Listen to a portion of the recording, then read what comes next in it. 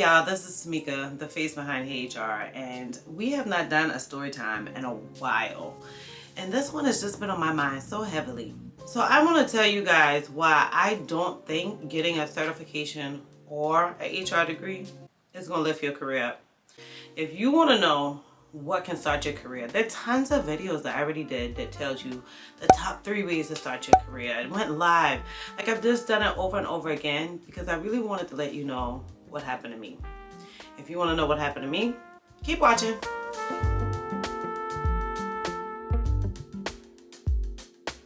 So I first started my career literally by networking.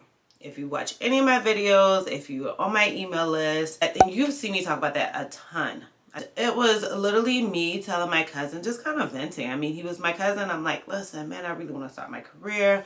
I got laid off in government contracting, and I just feel like it's time for me to start HR. So he talked to his classmate who was the HR director, and she interviewed me and 3 other people. She interviewed more than that, but she did the job offer to 3 other people. So anybody working in HR knows you normally pick your top 3 candidates in case someone says no or something goes wrong. So that's what she did. I wasn't in that top 3.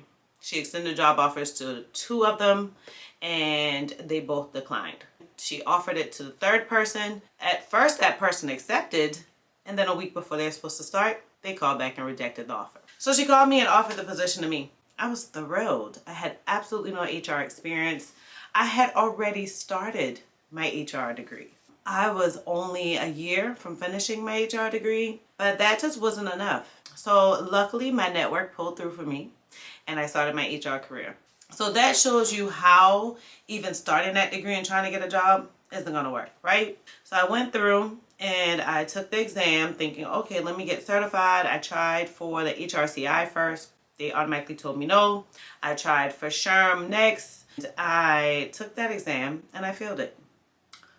Ooh, what a blow. By that time, when I took the SHRM exam, I was already in my career.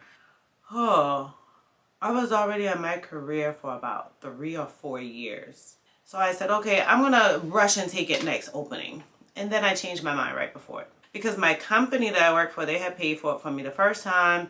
And so this next time I was like, well, I mean, I don't feel right asking for the money because I already messed up their money the first time. So I went and got the SHRM scholarship. And I was like, okay, I can use that to pay for it. Well, I thought to myself, no, it's only right that I give this money back to my company because I didn't even become certified. So I gave them the money, and now I'm left not knowing how I'm going to sit for the exam again. It was tough times. I decided to take a 2-year break. Took a 2-year break. I became certified when I sat for the exam the 2nd time. So by this time, I already have a double master's degree. I already have the highest level SHRM certification. And by this time, I actually already have like 5 or 6 years of HR experience. So I'm thrilled. No reason why I can't be the director for this organization where I worked for 4 years. And actually, you know what? I was like 8 or 9 years into my degree because I had worked for that company. Not 9. I had started there in 2016. I started my career in 2012, and then I sat for the exam in 2017. So I've been with that company 3 years by this time, and then I became certified.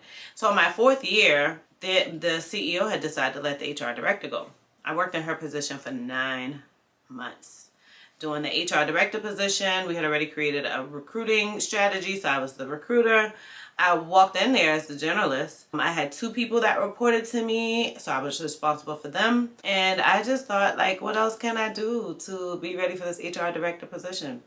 So I'm like waiting. It's 9 months later. When I said to my CEO, I was like, I can't keep doing it all. Like, I'm exhausted. We need help. So he finally decided, okay, cool. Well, let's start the interview process. Are you interested? Well, initially I was thinking to myself, like, why should I even need to apply?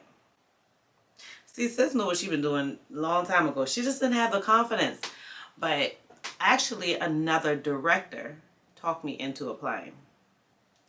And I finally said to him, like, you know what, change of plans. I already made up my mind. I definitely want to try. Interview with him. That went well. And then I go and interview with all of these directors that I've been working with for the last 3 years. Actually, it was 3 years. Yeah, I was there a total of 4, but my last year in there. So I went and hollered at them, you know, did the whole interview, got all dressed up and dolled up.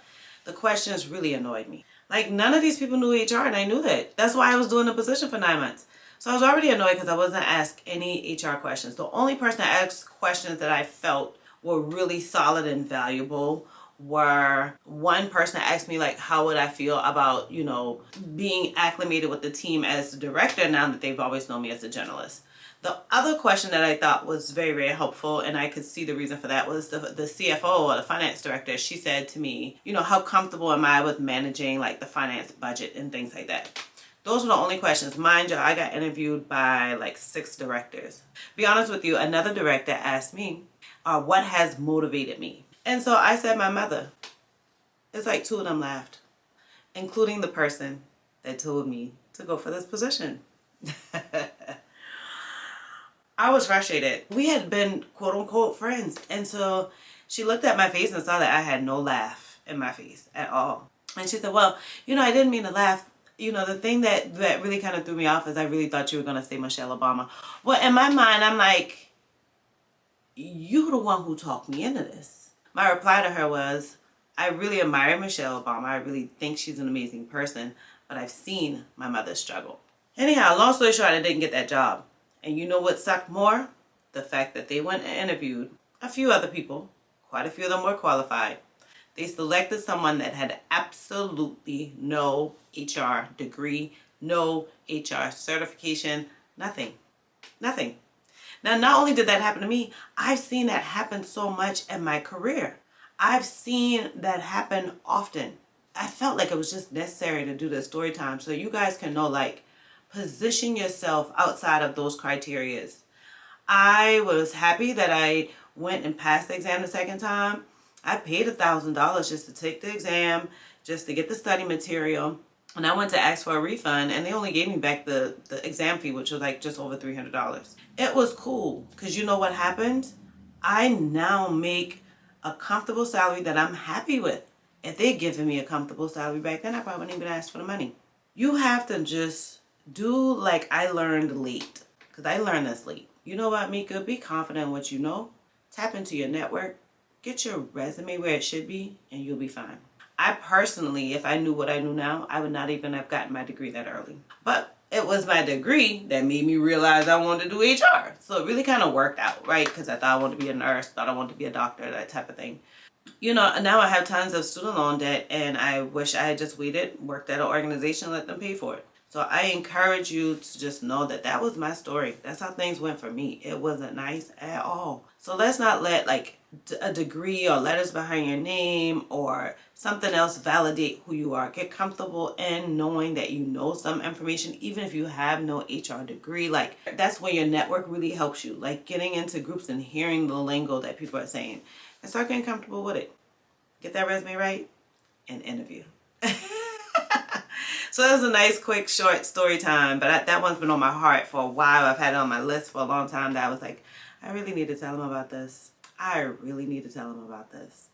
Hope you guys found it valuable. For those of you who are watching for the first time, I hope that that was a good enough story that you're like, you know what, I'm going to stick around a little bit, and that you subscribe. For those of you who are returning, oh my God. I love y'all, and I've never met y'all. That's like crazy, crazy stuff. Like, y'all are amazing. Y'all are such great supporters. Like, I have family and friends who never watched a video, and some of you guys, like, y'all just watch every one. I appreciate you. Can't wait to see you in the next video.